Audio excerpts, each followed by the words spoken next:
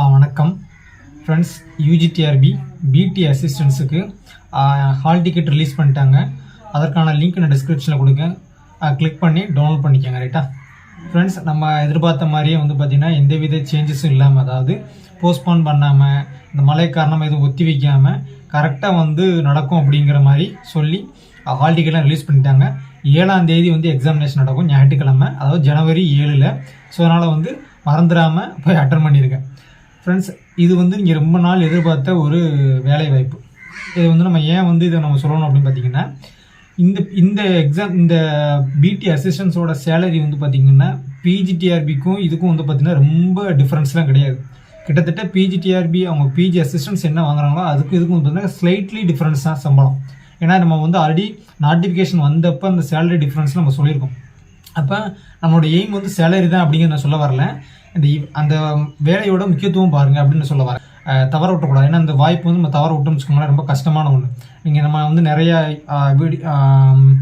தொலைக்காட்சியிலலாம் பார்த்துருப்போம், டிவிலலாம் டீச்சர்ஸ் உங்களுடைய ஜாப்புக்காண்டி எவ்வளோலாம் போராடினாங்க அப்படிங்கிறதான் நம்ம தெரிஞ்சிருக்கோம். ஸோ அதனால் இப்போ என்ன சொல்ல வரேன்னா, இந்த ஜாப் இனிமேல் இந்த வேகன்சி இந்த அளவுக்கு ஹியூஜாக வருமா அப்படிங்கிறது கொஞ்சம் சந்தேகம் தான். ஏன்னா கிட்டத்தட்ட 2222 வேகன்சி இனிஷியலாக போட்டாங்க. அதுக்கப்புறம் பார்த்தீங்கன்னா ஒரு 350 சம்திங் பார்த்தீங்கன்னா இன்க்ரீஸ் பண்ணாங்க. ஸோ அதனால் பார்த்தீங்கன்னா வேகன்சி இன்க்ரீஸ் ஆகிருக்குது. அதனால் காம்படிஷனுக்கு நமக்கு கொஞ்சம் டஃப்பாகவே இருந்தாலுமே பார்த்தீங்கன்னா அந்த காம்படிட்டர்ஸ் பார்த்தீங்கன்னா கம்மியாக இருக்காங்க. ஏன் அப்படின்னு சொல்லி பார்த்தீங்கன்னா இன்றைக்கி அந்த எத்தனை பேர் அப்ளை பண்ணியிருக்காங்க அப்படிங்கிற ஒரு டேட்டா பார்த்தீங்கன்னா கிட்டத்தட்ட 41,000 சம்திங் தான் அப்ளை பண்ணியிருக்காங்க. அதாவது அதைவே நம்ம டிவைட் பண்ணி 5ஆல் டிவைட் பண்ணால் கூட பார்த்தீங்கன்னா கிட்டத்தட்ட ஒரு 8,000 சம்திங் தான் வருவாங்க. ஏன் டிவைட் பண்ணுறோம் அப்படின்னு பார்த்தீங்கன்னா 5 சப்ஜெக்ட்டுக்கு எழுதுறோம். ஏன்னா எல்லாமே தனித்தனியாக எழுதுறோம். ஏன்னா பார்த்தீங்கன்னா Tamil, English, maths, science, social, அந்த அதுலேயும் பார்த்தீங்கன்னா நம்ம தமிழ் தனியாக போயிடும், இங்கிலீஷு தனியாக போயிடும், அதே மாதிரி சோசியல் சயின்ஸ் தனியாக போயிடும், மேக்ஸ் தனியாக போயிடும். இதில் பார்த்தீங்கன்னா இந்த சயின்ஸ் சப்ஜெக்ட் பார்த்தீங்கன்னா ஃபிசிக்ஸு, பாட்னி, சுவாலஜி இந்த மாதிரி இருக்குது பார்த்தீங்களா. இதில் பார்த்தீங்கன்னா ஃபிசிக்ஸ்க்கு பார்த்தீங்கன்னா வேகன்சி ரொம்ப நல்லாவே இருக்குது. அப்போ நம்ம அப்ளை பண்ணவங்க டெட் எக்ஸாமினேஷன் சயின்ஸுக்கு அப்ளை பண்ணுறவங்க கூட, அதாவது அந்த பிடி அசிஸ்டன்ஸுக்கு அப்ளை பண்ணவங்க அந்த ஃபிசிக்ஸ் சப்ஜெக்ட் எவ்வளோ பேர் அப்ளை பண்ணியிருப்பாங்க அப்படின்னு நம்ம கால்குலேட் பண்ணி பார்த்தோம்னா, அதை டிவைட் பண்ணி பார்த்தா கூட 8,000, அதாவது 8,000 பேர் சயின்ஸுக்கு வந்தால் கூட அதுலேயும் நம்ம டிவைட் பண்ணி பார்க்கலாம். அப்படி டிவைட் பண்ணால் கூட கிட்டத்தட்ட ஒரு 5,000 பேர் தான் நம்ம எதிர்பார்க்க முடியும். கிட்டத்தட்ட ஒரு 5,000 பேர் தான் என்ன பண்ணியிருப்பாங்கன்னா அப்ளை பண்ணியிருப்பாங்க அப்படிங்கிற ஒரு நம்ம அசம்ஷன். ஸோ அதனால் பார்த்தீங்கன்னா நம்மளோட வேகன்சியே பார்த்தீங்கன்னா கிட்டத்தட்ட ஒரு ப்ரீவியஸாக இருந்த வேகன்சி பார்த்தீங்கன்னா ஒரு 293 என்னமோ சம்திங் இருந்துச்சு. அதுக்கப்புறம் இன்க்ரீஸ் பண்ணது பார்த்தீங்கன்னா நமக்கு ஒரு 300க்கு மேலே போயிடுச்சு. ஸோ அதனால் பார்த்தீங்கன்னா வேகன்சி நமக்கு நல்லாவே இருக்குது. அதில் ரிசர்வேஷன்லாம் நீங்கள் விட்டுருங்க. கிட்டத்தட்ட நம்ம அப்ளை பண்ணவங்களை காட்டிலும் பார்த்தீங்கன்னா நம்ம இதுக்கு முன்னாடி அந்த பிடி அசிஸ்டன்ஸு பிஜிடிஆர்பிக்குலாம் பார்த்தீங்கன்னா ரொம்ப கம்மியாக தான் 90 சம்திங் தான் இருந்துச்சு. ரிசர்வேஷன் எல்லாமே சேர்த்து தான். ஸோ அதனால் பார்த்தீங்கன்னா இந்த பிடி அசிஸ்டன்ஸுக்கு ரொம்ப நல்லாவே வேகன்சி இருக்குது. அதனால் ப்ரிப்பேர் பண்ண ஆரம்பிச்சிருங்க. இனிமேல் என்னத்தை ப்ரிப்பேர் பண்ணுற ஆளுன்னு ப்ரிப்பரேஷன் ஓடிக்கிட்டு இருக்கு, நோ ப்ராப்ளம். ஏன் சொல்கிறேன்னு பார்த்தீங்கன்னா இன்னும் பார்த்தீங்கன்னா நமக்கு இந்த மாதம் பார்த்தீங்கன்னா கம்மியான டேஸ் தான் இருக்குது. அதுக்கப்புறம் பார்த்தீங்கன்னா நம்ம ரிவிஷன் கொடுக்க ஆரம்பிச்சிடணும். ஃப்ரெண்ட்ஸ், இனிமேல் இதுக்கு முன்னாடி வரைக்கும் நீங்கள் படித்தது எல்லாமே, இந்த மாதம் வரைக்கும் நீங்கள் படித்தது எல்லாமே பார்த்தீங்கன்னா ஸ்டடியாக இருக்கணும். இனிமேல் வர்றது பூராமே பார்த்தீங்கன்னா ரிவிஷனாக இருக்கணும். ஏன்னா ரிவிஷன் பண்ணாமல் எக்ஸாமினேஷன் போனால் ரொம்ப கஷ்டம். நம்ம யூடியூப்ஸில் வீடியோ போடுறோம், அந்த மல்டிபிள் சாய்ஸ் கொஸ்டின்ஸ் போடுறோம். இதெல்லாம் ஓரளவுக்கு தான் அவங்களுக்கு ஹெல்ப் பண்ணும். இப்படிலாம் கேட்பாங்க அப்படின்ட்டு. நம்ம ஃப்ரெண்ட்ஸ் ஒருத்தவங்க பார்த்தீங்கன்னா நம்ம டெலகிராமில் அந்த ப்ரீவியஸாக நடந்த அந்த எக்ஸாமினேஷனோட கொஸ்டின் போட்டுருங்க. எனக்கே தெரியாது இப்படி ஒரு எக்ஸாமினேஷன் இது மாதிரி நடந்துச்சு அப்படிங்கிறது எனக்கே தெரியாது. அவர் அந்த கொஸ்டின் எங்கேயோ கேதர் பண்ணி அவர் நமக்கு நல்ல மனசு அவர் நமக்கு சென்ட் பண்ணியிருக்காரு. அதை நீங்கள் அவங்களுக்கு ஆல்ரெடி அந்த கொஸ்டின் வச்சுருந்தீங்க அப்படின்னா நோ ப்ராப்ளம். இல்லை அப்படின்னா அந்த கொஸ்டின் எப்படி கேட்டிருக்காங்க, என்ன டாபிக்லேருந்து எப்படி இந்த கொஸ்டின்ஸ் கேட்டிருக்காங்க அப்படிங்கிறதுலாம் நீங்கள் அந்த லிங்க் நான் தரேன். அந்த நம்ம டெலகிராமில் போய் டவுன்லோட் பண்ணி பாருங்கள். உங்களுக்கு கண்டிப்பாக யூஸ்ஃபுல்லாக இருக்கும். ஏன்னா எப்படி மாடல் கொஸ்டின் இதுக்கு முன்னாடி இந்த எக்ஸாமினேஷன் இப்போ தான் ஃபஸ்ட் டைம் அப்படி நான் நினச்சிட்டு இருந்தேன். ஆல்ரெடி ஒரு இடம் நடந்திருக்கு. ஆனால் அது பிடி அசிஸ்டன்ஸுக்கு இல்லாமல் அது ஒரு பிஆர்டிடி என்னமோ சம்திங் என்ன அதில் நடந்திருக்கு. ஸோ அதனால் கம்பேர் பண்ணி பார்த்தீங்கன்னா எப்படி கொஸ்டின்ஸ் கேட்குறாங்க அப்படிங்கிற ஒரு ஐடியா கிடைக்கும். ஐடியா கிடைச்சிச்சு அப்படின்னா ப்ரிப்பரேஷன் கொஞ்சம் ஷார்ப்பாக இருக்கும். இனிமேல் நீங்கள் பண்ணுறீங்க அப்படின்னா எல்லாமே ரிவிஷன் பண்ணுங்கள். கண்டிப்பாக சிலபஸை தாண்டி கொஸ்டின்ஸ் இருக்காது. அதனால் ரிவிஷன் பண்ணிக்கிட்டே வாங்க. நம்ம டெலகிராமில் போடக்கூடிய அந்த இப்போ நம்ம வீடியோ போடுறோம் அப்படின்னா யூடியூப்பில் வந்து அந்த கொஷின்ஸோட வந்து நீங்கள் வீடியோவே மட்டும் பார்த்துட்டே இருந்தால் கொஞ்சம் கஷ்டமாக இருக்கும். ஏன்னா அதோட பிடிஎஃப் வந்து பார்த்திங்கன்னா நம்ம வந்து டெலகிராமில் சென்ட் பண்ணியிருக்கேன். ஆனால் அதில் வந்து நம்ம வந்து ஆன்சர்ஸை டிக் அடிக்க முடியலை. அதனால தான் வந்து நான் பார்த்தீங்கன்னா கொஷின் அப்படியே நான் சென்ட் பண்ணியிருக்கேன். நான் இனிமேல் வந்து என்ன பண்ணுறேன்னா இந்த இது வரைக்கும் நம்ம போட்ட வீடியோஸில் எல்லா அந்த கொஷினோட பிடிஎஃபையும் வந்து நம்ம முடிஞ்ச அளவுக்கு கம்பைன் பண்ணி ஒரு சிங்கிள் பிடிஎஃபாக தரேன். ஆக்சுவலாக அந்த கொஸ்டின் தான் கேட்பாங்க அப்படின்னு அர்த்தம் இல்லை. அது உங்களுக்கு வந்து ஏதோ ஒரு வகையில் வந்து உங்களுக்கு ஹெல்ப்ஃபுல்லாக இருக்கும். ஸோ அதனால தான் வந்து பார்த்தீங்கன்னா அதை சென்ட் பண்ணுறேன் அப்படின்னா அதை நீங்கள் டவுன்லோட் பண்ணி பார்த்துக்கணும். இது மட்டும் இல்லாமல் உங்களுக்கு எங்கெங்கே சோர்ஸ் கிடைக்குதோ எல்லாமே வந்து யூஸ் பண்ணிக்கோங்க. ஏன்னா வந்து நம்ம கிட்டத்தட்ட கம்மியான டேஸ் தான் இருக்குது. இதில் கொஞ்சோண்டு உழைப்பு போட்டிங்க அப்படின்னா நம்ம வந்து ஈஸியாக அதை வந்து சக்ஸஸ் பண்ணிடலாம். உங்களுக்கு வந்து ஆல்ரெடி சொல்லி தெரியணும் அவசியம் இல்லை.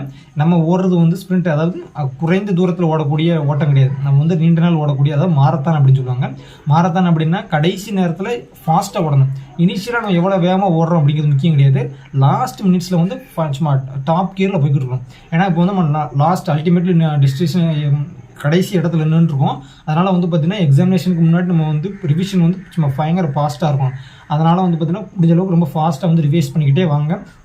எந்த சந்தேகம் இருந்துச்சுன்னா நம்ம என்னால் கிளியர் பண்ணவும் முடியுமோ இல்லையோ, ஆனால் நம்ம டெலகிராம் குரூப்பில் வந்து பார்த்தீங்கன்னா நிறைய ஃப்ரெண்ட்ஸ் இருக்கிறாங்க. அவங்க வந்து நிறைய கொஸ்டின்ஸ் டிஸ்கஸ் பண்ணுறாங்க. நீங்கள் ஜாயின் பண்ணிக்கிட்டு டிஸ்கஸ் பண்ணிக்கோங்க.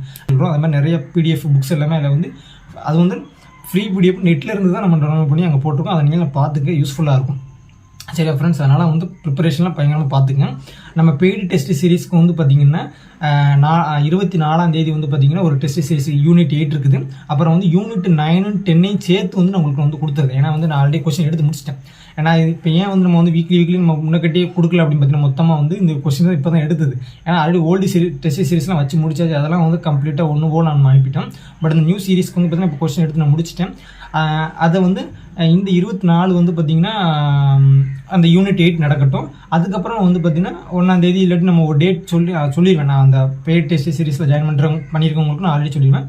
அந்த யூனிட் 9 10 வந்து பார்த்திங்கன்னா சேர்ந்து நான் சென்ட் பண்ணிடுறேன். டைம் இருந்து என்னால் முடிஞ்சு அப்படின்னா நான் ஃபுல் டெஸ்ட் சீரீஸ் நான் வந்து எடுத்து உங்களுக்கு நான் கொடுக்குறேன். அதர்வைஸ் ஐம் நாட் ஷுர், எனக்கு சொல்ல முடியாது உறுதியாக. அதனால் பார்த்துங்க. இந்த டெஸ்ட் சீரீஸ் அட்டன் பண்ணால் தான் உங்களுக்கு வந்து 100% கொஸ்டின் வரும் அப்படிங்கிறது மீனிங் கிடையாது.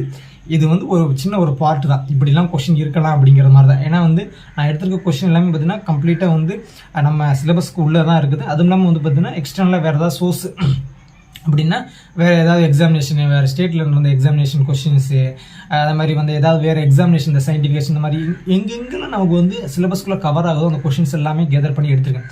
ஏன் வந்து நான் வந்து இந்த மாதிரி இடத்துலலாம் சோர்ஸ்லேருந்து நம்ம எடுக்கணும் அப்படிங்கிறது பார்த்தீங்கன்னா, ஏன்னா நம்ம அந்த அந்த கொஸ்டின்ஸ்லாம் அனலைஸ் பண்ணி பார்க்கல வந்து பார்த்தீங்கன்னா இந்த கொஸ்டின்லாம் எங்கேயோ ஒரு இடத்துல கேட்ட கொஸ்டின், ஏதோ ஒரு இடத்துல இந்த பாயிண்ட் வந்து ட்விஸ்ட் பண்ணி கேட்ட கொஸ்டின் தான் இருக்குது. ஏன்னா அதனால தான் நம்ம வந்து அந்த மாதிரிலாம் எடுத்துருக்கோம். அதெல்லாம் பார்த்துக்குங்க. உங்களுக்கு விருப்பம் வந்து ஜாயின் பண்ணிக்கோங்க, பார்த்துக்குங்க. அதனால் வந்து படிக்க ஆரம்பிச்சிருங்க. படிக்க ஆரம்பிக்கும் கூட சொல்ல முடியாது, ரிவைஸ் பண்ண ஆரம்பிச்சிருங்க. இருந்த எல்லா டாப்பிக்குமே ரிவைஸ் பண்ணுங்கள். ஏன்னா கொஸ்டின் எங்கேருந்து வேணால் கேட்பாங்க. அதனால் பார்த்துங்க. அதே மாதிரி தமிழ் கொஸ்டினுக்கும் வந்து பார்த்தீங்கன்னா நீங்கள் தமிழில் பாஸ் பண்ணாமல் 30 கொஸ்டினில் 50 மார்க் இருக்கும். ஆனால் தான் 40% நீங்கள் பாஸ் பண்ணால் தான் உங்கள் பேப்பரே நம்ம கோர் பேப்பர் ஃபிசிக்ஸை எவாலுவேட் பண்ணுவாங்க. அதனால் வந்து தமிழுக்கும் முக்கியத்துவம் கொடுத்து நீங்கள் படிங்க. தமிழுக்கு வந்து சிலபஸ் ஆல்ரெடி சொல்லியிருப்பாங்க 10th ஸ்டாண்டர்ட் வரைக்கும் அதுன்ட்டு. அதை நீங்கள் இந்த குரூப் 4 எக்ஸாமினேஷனுக்கு படிக்கிற மாதிரி தான் இருக்கும். அதனால் வந்து அதெல்லாம் பார்த்துக்குங்க. இதுதான் ரொம்ப இம்பார்ட்டண்டான பாயிண்ட்ஸு. தமிழ் ரொம்ப முக்கியமான ஒன்று. தமிழ் நம்ம உங்களுடைய ஸ்கூல் புக்கை நீங்கள் பார்த்தாலே வந்து ஈஸியாக நீங்கள் கிளியர் பண்ணிடலாம். அதனால் பார்த்துக்குங்க. உங்களுடைய தமிழ் ஃப்ரெண்ட்ஸ் யார் இருந்தாங்கன்னா அவங்களையும் வந்து கூட்டு சேர்த்து வேலையை முடிச்சு பாருங்கள். சரியா? ஓகே ஃப்ரெண்ட்ஸ், ஃபைனலாக ஒன்று நம்ம சொல்லணும்னு நினைக்கிறேன். என்னுடைய வழக்கமாக சொல்கிறத, ஆண்டவன் வந்து ஒருத்தருக்கு இந்த ஜாப்பை கொடுக்கணும் அப்படின்னு முடிவு பண்ணிட்டார் அப்படின்னா அது எவ்வளோ கஷ்டம் வந்தாலும் அது உங்களை வந்தே சேரும். ஏன்னா இப்போ வந்து என்னுடைய குருநாதர் சொல்கிற ஒரு தத்துவம்னு பார்த்திங்கன்னா, நடப்பது நடந்தே தீரும், அதுக்கு சும்மா இருக்கிறதே மேல் அப்படின்ட்டு. ஆனால் அதேக்காண்டி நீங்கள் சும்மா இருக்குதுன்னா என்ன, உட்காந்து போகிற முடி படுத்துட்டு இருக்கணும் அப்படி அர்த்தம் கிடையாது. ப்ரிப்பரேஷன் போய்கிட்டே இருக்கணும். ரிசல்ட்டு நம்ம கையில் இல்லை அப்படிங்கிறத மீனிங். அதனால் உழைப்பை மட்டும் நம்ம போடுங்க.